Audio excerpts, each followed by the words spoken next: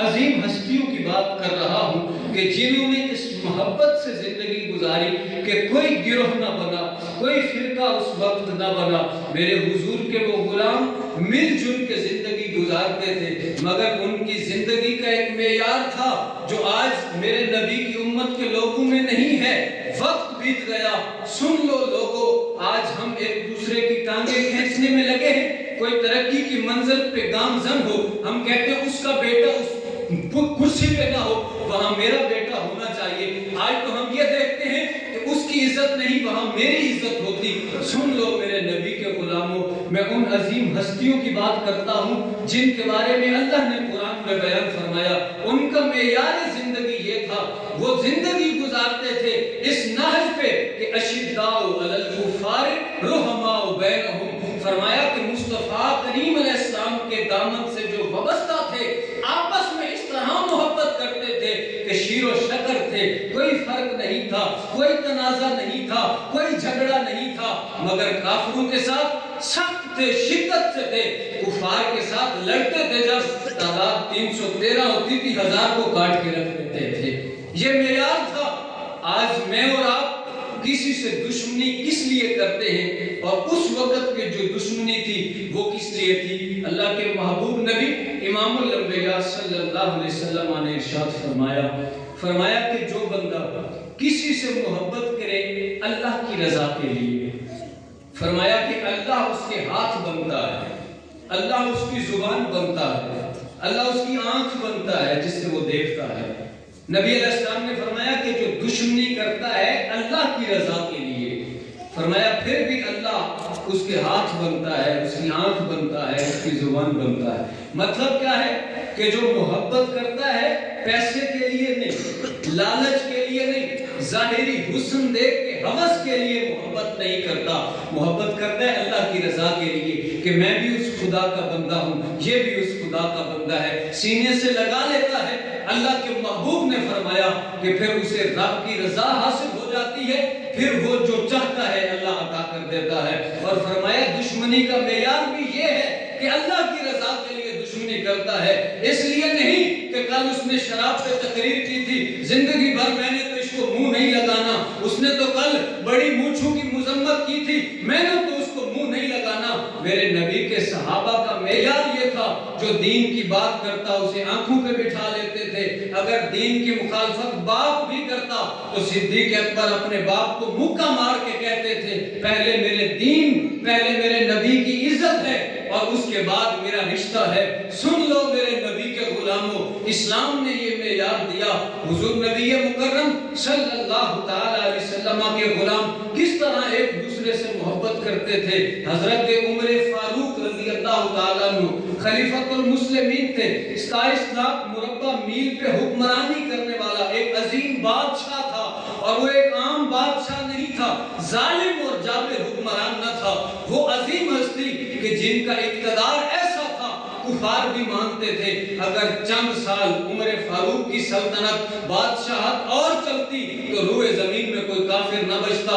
اس طرح عظمت والے عظیم شخصیت حضرت عمر فاروق رضی اللہ تعالیٰ عنہ آپ بیٹھے تھے، معاملات سلطنت کر رہے تھے، مسجد میں بیٹھ کے آپ اپنے علاقہ کی صورتحال کو دیکھ رہے تھے، شورا کے لوگ موجود تھے، جس طرح آج کل سیاست میں وزراء ہوتے ہیں، اس وقت شورا ہوتی تھی، افراد ہوتے جن سے مشاورت ہوتی دین کے بارے میں، معاملات کے بارے میں جن سے مشاورت ہوتی۔ حضرت فاروق اعظم رضی اللہ تعالی عنہ آپ بیٹھے تھے، شورا موجود تھی، اتنے میں شورا کا ایک رکن، عمر جوانی کی تھی، بال کالے تھے، باقی جتنے تھے سفید بال تھے، بوڑھے تھے، بزرگ تھے، شورا کے لوگ اور سارے نبی کے صحابہ تھے۔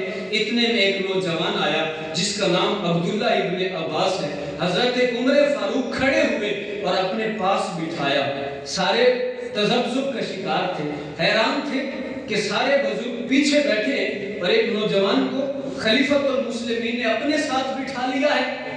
تو حضرت عمر فاروق سے سوال کیا گیا، اے خلیفۃ المسلمین، اے امیر المومنین، بزرگ پیچھے بیٹھے اور تم نے ایک نوجوان کو آگے کیوں بٹھایا؟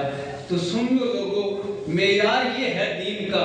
حضرت فاروق اعظم نے کہا، खलीफतुल मुस्लिमीन ने कहा, अमीरुल मोमिनीन ने कहा, हुजूर के सहाबी ने कहा, हुजूर के यार ने कहा सल्लल्लाहु अलैहि वसल्लम कि सुन लो लोगों, तुम बुजुर्ग हो, मैं भी बुजुर्ग हूँ। आने वाला एक नौजवान था जिसके सफेद बाल नहीं काले बालों का मालिक है, और इसको मैंने यहाँ करीब इसलिए बिठाया है, हम सबसे ज्यादा, क्योंकि कुरान को ये जानता है इसलिए इसकी इज्जत ज्यादा है। इज्जत का मेयार क्या होना चाहिए? हजरत ऊंची पगड़ी नहीं, काटन के कपड़े नहीं, गाड़ी पे आए नहीं, इज्जत उसकी ज्यादा है जो दीन में सबसे आगे है।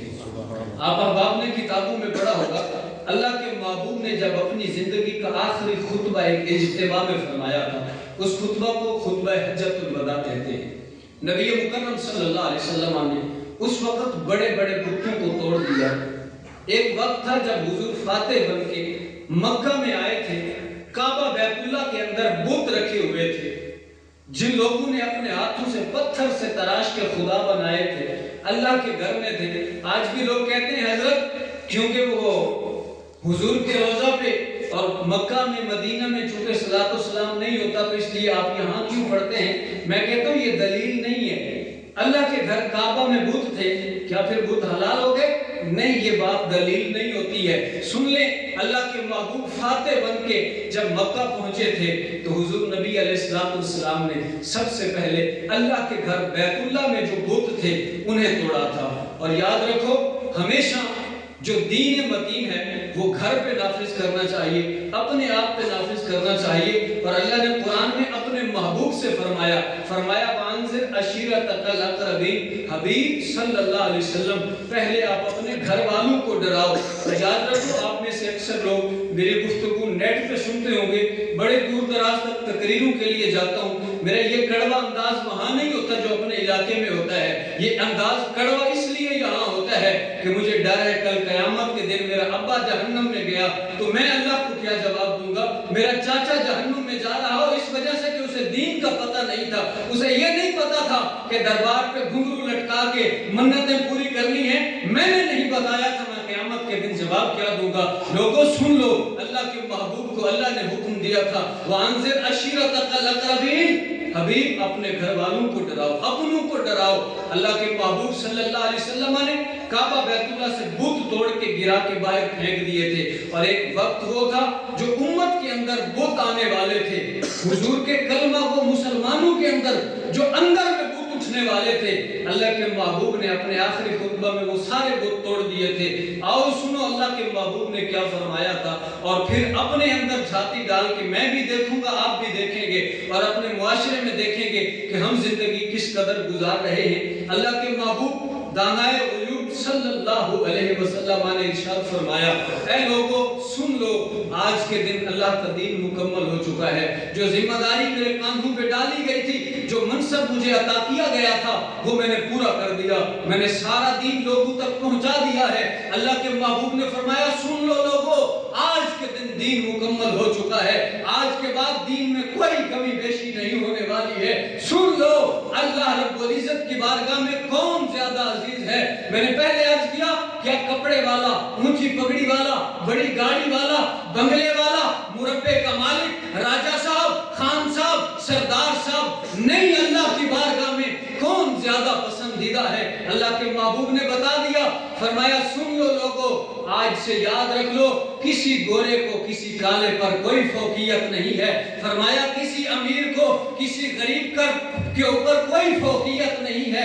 फरमाया कि आज के दिन सुन लो कि किसी गोरे को काले पर, किसी अमीर को गरीब पर, किसी बंगले वाले को कोठड़ी वाले पर कोई फौकियत नहीं है। नबी अलैहिस्सलाम ने फरमाया सुन लो, अगर बुनियाद किसके ऊपर फौकियत है, मकाम है, तो इस बुनियाद के ऊपर है।